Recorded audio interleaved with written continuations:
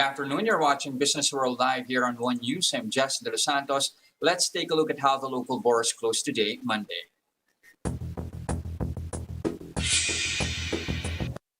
Okay, it's a more convincing search for local stocks as we begin the trading week. The index closed the session higher by 3.1%, its biggest jump yet in 4 months. That pushed the local index above the 7,000 level yet again to end the day at 7,124. This even as offshore investors dumped $16.19 million worth of shares. Why the huge climb though? Well, according to Jonathan Ravelas of BDO, he says investors are bullish on two fronts. First, you have the improving regional sentiment, and second, prospects of further reopening as cases decline. In fact, you have the OCTA research group saying that the country is winning the fight against the Delta variant. They add it might not be too far off that restrictions in NCR be eased to level 3 or even level 2. We're going to give you more details later on that report. But for now, you'd see a host of banks and developers leading gains in the main index. On the back of that news, the property counter, in fact, outpaced the bellwether index, rising by 5.5%, while banks also rose by 4.5%. As you can see in this chart right here, Security Bank is the day's best performer, up 8%, with Metro Bank also adding 5.6%, while BDO increasing by 5.1%. Property players also advanced here.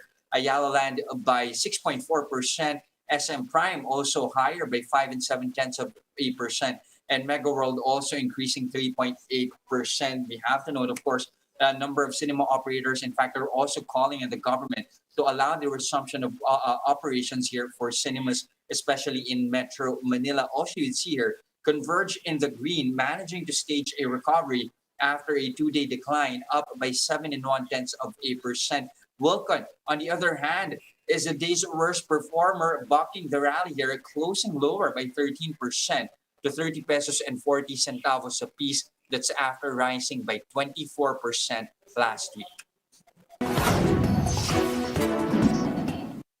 Here are other headlines we're keeping our eyes on. The OCTA Research Group says the country is now winning in its fight against the Delta variant. OCTA's Guido David explains that the country is slowly defeating the more infectious variant as the nationwide reproduction rate of COVID-19 further drops to 0.7. David attributes the decline to the implementation of the alert level system in NCR. If the downtrend continues, David says Metro Manila may soon see an easing of restrictions to alert level 3 or even level 2. As early as now, a group is already calling for the reopening of cinemas, noting that more than 300,000 workers in the industry have been affected by the pandemic. The Cinema Exhibitor Association of the Philippines also notes that cinemas suffered losses amounting to 21 billion pesos because of the closure of movie houses. The group has also proposed health guidelines for the safe reopening of cinemas. Meanwhile, over 100 influencers have been registered with the BIR as of last month.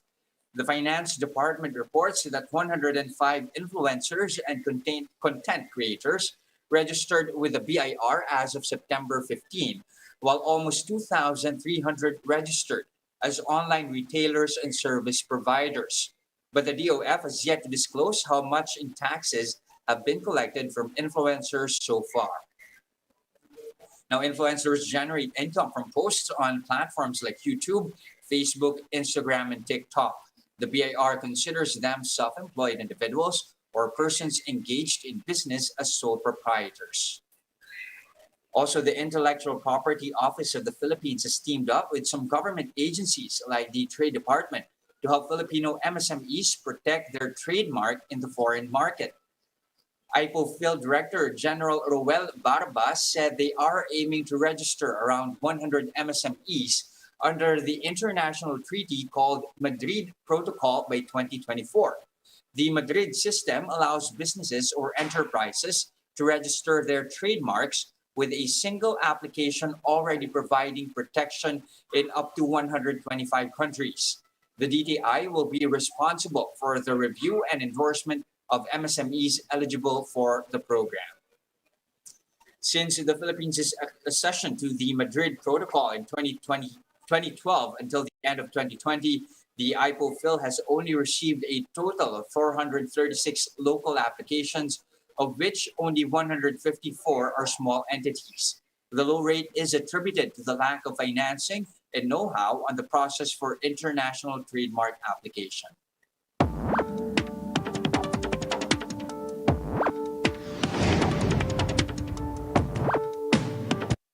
Okay, talking about uplifting and supporting MSMEs, one platform seeks to boost online presence for small businesses through affordable software. They recently got a $555,000 seed funding to do just that. To discuss that, we have Dennis Velasco, the CEO and co-founder of Prosperna. Good afternoon, Dennis. Yeah, hey Jess, great to be here, and thanks for the opportunity. All right, thank you for joining us. So let's jump right into that 555,000 funding from Foxman. How did you get it, and where do you plan to use it? Yeah, so it's been a great journey so far, helping our country of Philippine MSMEs. And to answer your first question about how we got it, from a startup point of view, I think it's really all about the traction that we received. Hmm. Many MSMEs have really made that decision to accelerate and embrace technology like Prosperna's. With the super rapid acceleration of e-commerce, if you think about it, last year, 55% of our economy was driven by online sales. And so MSMEs are choosing to have their own brand represented with an online store so that they can bring their products and services to the hands and the mobile devices of consumers here in the Philippines. But yeah, that's how we got it. Hmm. And the plan now is where to use the proceeds. So what's in the pipeline here for Prosperna? Yeah, so great question. I mean, today we are 300% focused on empowering Philippine MSMEs. So what does that mean? We're going to continue building and using that money to build more features, products, and services that really help MSMEs embrace online and e-commerce. So Hmm. specifically, we'll be creating features for different vertical industries because each vertical industry in our country with so much diversity has specific and unique needs. Hmm. And today, or prior to Prosperna, they only had options from abroad, and the Philippines wasn't exactly the highest of their priority. So with Prosperna, with 300% focus here on the country, we're building these needs, on our e-commerce platform specifically for our country. Okay, but well, you did mention already the pain point that you are trying to address through Prosperity here. But how exactly do you differ from other software providers, whether it be local or even abroad? Yeah, great question. So most other systems, because let's face it, e-commerce has been around, right? Hmm. Especially in more developed countries. Uh, but since they've been around for so long, their markets and the markets they serve are a lot more mature and they have a lot more Hmm. experience, which means they require a lot more technical aptitude. With Prosperna, we built it in such a way that there's absolutely no coding skills needed, and really, with one flip of a switch and a button, MSMEs can get access to local payments and local shipping providers. Those Hmm. are the two key pillars, right, of what an MSME needs in order to transact online, right? Hmm. Number one, they need to represent their own brand because customers say that they want to go direct to the supplier, right? And so businesses want to bring their products and services, to new markets directly to Hmm. customers. In order to do that, they need their own brand.com. They need the ability to offer easy payments and all different kinds of payment options. And of course, they need to be able to deliver those products and services right to the homes of their customers, in a snap, just like that. So we can do all that without any coding, no developer or anything like that. Okay, you've made it user friendly. You've simplified the process. Question is, how's the take up so far? How many MSMEs have you onboarded, and from which industries mostly? Yeah. So we're super grateful for all the MSMEs that have really chosen to buy local and work with companies like Prosperna. So today we have over 1,200 MSMEs using the Prosperna software, right, to represent their brand and transact and sell their products and services online. And that's over a 260% growth year over year compared to where we were last year. And so we're super excited about our investment partners to help us grow and bring more products and services to empower those Philippine MSMEs because basically they were left really unplanned and unprepared to handle what was happening around us. Mm-hmm. Mm-hmm. Okay. Given that you did mention they came in, the pandemic somehow surprised a lot of businesses, especially small businesses at that. How did that shift to digital in a way boost the performance of Prosperna? Yeah.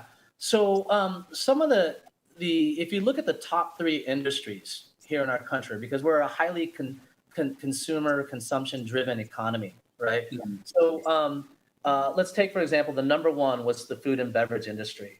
So now since consumers are really prohibited or concerned with their health and being exposed, they want to bring those wonderful foods that we love to eat, and bring it home. Mhm. So now Philippine food and beverage cafes and restos can offer their customers to be able to browse their menu, right? Select what they want, choose the most affordable shipping provider to get their food hot and fresh to their home and delivered in a snap. Mhm. Or they can even select to be able to pick up Mhm. what they want to eat, from the restaurant and just take it home with them, Mhm. right? So other verticals that have been, really seeing the power of Prosperity and e-commerce are also the health and beauty Mhm. sector. Everybody, here in the Philippines still wants to look good and feel good at home, right? Mhm. So that's been a number two vertical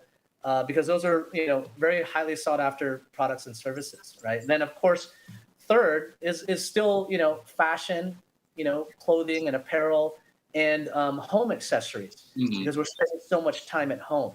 So So all does those it go without industries, saying that your top three, at least industries, a bulk of your clients are from food, personal care, and retail? yep, absolutely. Hmm.